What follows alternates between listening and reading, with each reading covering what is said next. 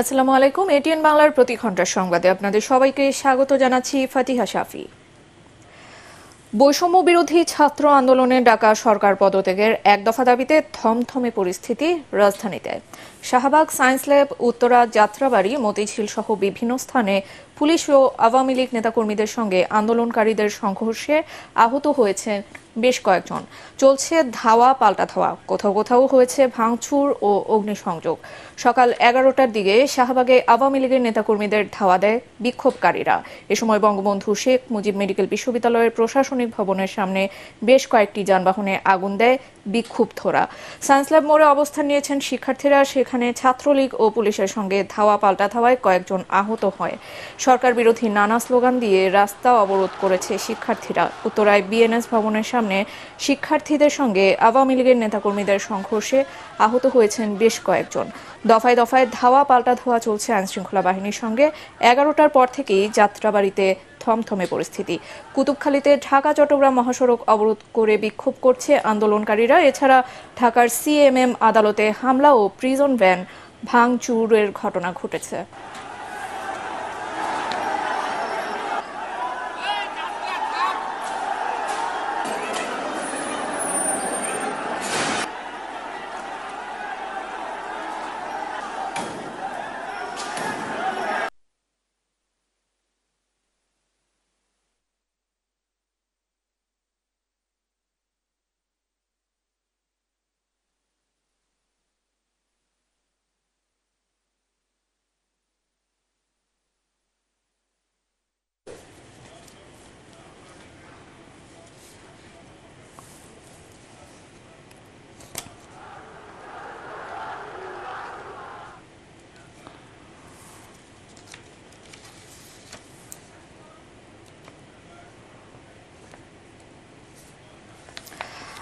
দর্শক, রামপুরা এলাকায় আছেন আমাদের সহকর্মী শারফুল আলম। আমরা সর্বশেষ পরিস্থিতি জানছি তার কাছ থেকে।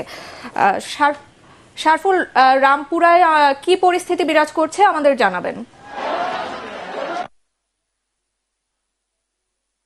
দেখুন, আজকে বৈষম্য বিরোধী ছাত্র আন্দোলনের যে কর্মসূচি ছিল সেই কর্মসূচি অনুযায়ী কিন্তু তারা এই মুহূর্তে রামপুরা আফতাবনগর এলাকায় শিক্ষার্থীরা অবস্থান নিয়েছে এবং তাদের যে পূর্বঘোষিত সেই অনুযায়ী কিন্তু তারা এখানে অবস্থান নিয়ে কর্মসূচি পালন করছে। আপনি দেখতে পাচ্ছেন এখানে শুধু ইস্ট ওয়েস্ট ইউনিভার্সিটি নয়, ব্র্যাক ইউনিভার্সিটি সহ আশেপাশের ডিআইইউ, এআইইউ সহ বেশ কয়েকটি ইউনিভার্সিটির শিক্ষার্থীরা কিন্তু এখানে জড়ো হয়েছেন। শুধু শিক্ষার্থীরাই নয়, তাদের এই আন্দোলনে কিন্তু সর্বস্তরের জনগণ, গার্ড, অভিভাবক, বিভিন্ন পেশাজীবী, সংস্কৃতি কর্মীরাও কিন্তু এখানে আসছেন এবং তারা কিন্তু শিক্ষার্থীদের আন্দোলনের যে দাবি সেই দাবি জানিয়ে তারা স্লোগান দিচ্ছেন। তারা বলছেন তাদের দাবি না আদায় হওয়া পর্যন্ত তারা কিন্তু এই রাজপথে থাকবেন এবং স্লোগান দিয়ে যাবেন।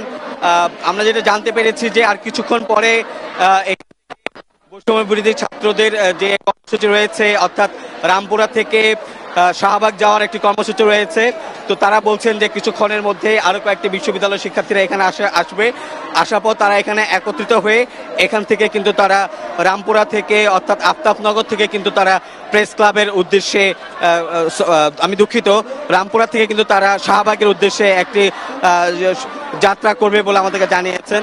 তো এইখানে আমরা দেখছি যে শিক্ষার্থীরা, বিভিন্ন বিশ্ববিদ্যালয়ের শিক্ষার্থীরা এখানে আসছে এবং তারা তাদের দাবি আদায়ের অনড় এবং তারা তাদের দাবি আদায় হওয়ার জন্য তাদের সাথে বিভিন্ন অভিভাবক, পেশাজীবী সদস্যরা এখানে যুক্ত হয়েছেন।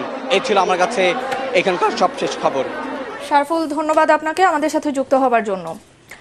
মুন্সিগঞ্জে আন্দোলনকারী ও আওয়ামী লীগ কর্মীদের মধ্যে সংঘর্ষে 2 জন নিহত হয়েছেন, আহত হয়েছেন অন্তত 30 জন।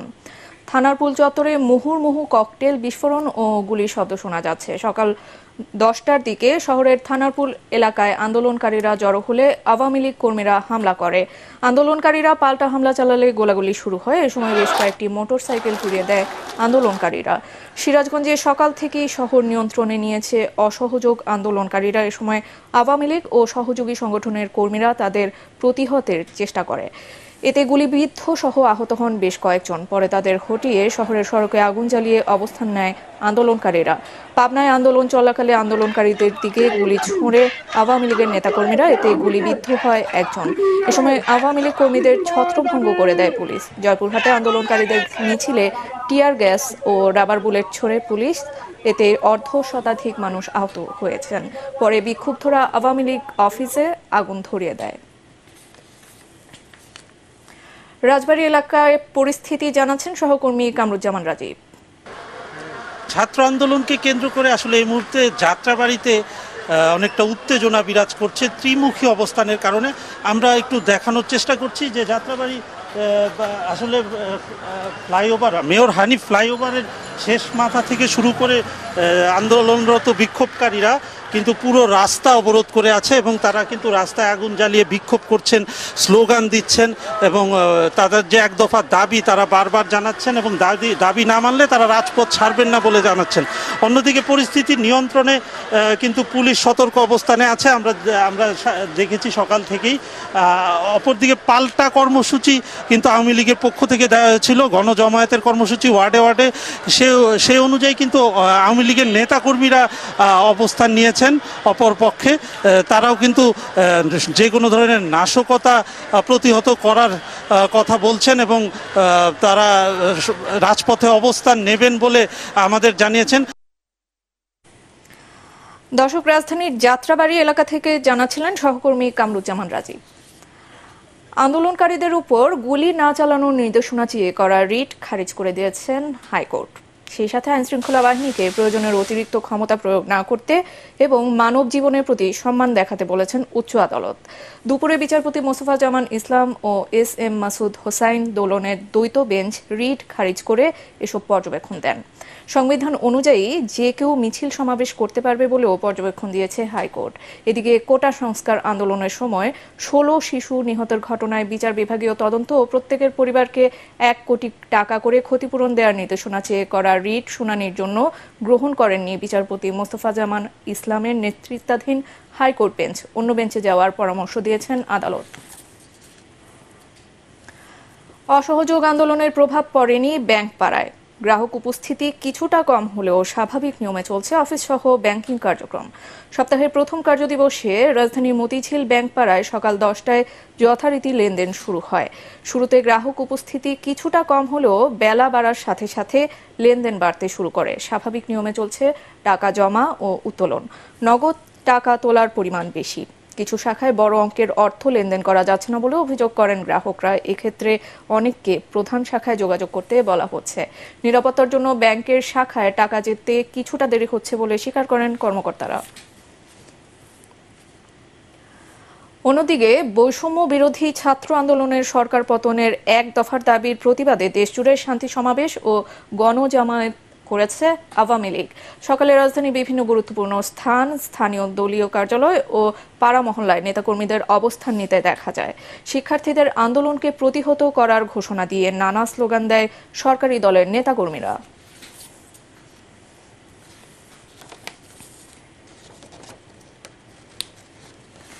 বৈষম্য বিরোধী ছাত্র আন্দোলনের সরকার পদত্যাগের 1 দফা দাবির প্রতি পূর্ণ সমর্থন জানিয়েছে বিএনপি। সর্বাত্মক অসহযোগ আন্দোলন সফল করতে নেতাকর্মী সহ দেশবাসীকে রাজপথে নেমে আসার আহ্বান জানিয়েছেন বিএনপি মহাসচিব মির্জা ফখরুল ইসলাম আলমগীর। চেয়ারপারসনের গুলশান কার্যালয়ে সংবাদ সম্মেলনে তিনি বলেন, ছাত্রদের আন্দোলন এখন গণ অভ্যুত্থানে রূপ নিয়েছে। মির্জা ফখরুল অভিযোগ করেন, আন্দোলন দমনে আইনশৃঙ্খলা বাহিনী ও দলীয় সন্ত্রাসীদের নামিয়ে সরকারের শেষ রক্ষা হবে না। পরবর্তী সংবাদ দেখার আমন্ত্রণ জানিয়ে এখনকার মতো শেষ করছি। ATN বাংলা সংবাদ ইউটিউবে দেখতে ব্রাউজ করুন youtube/ATN বাংলা নিউজ। ধন্যবাদ।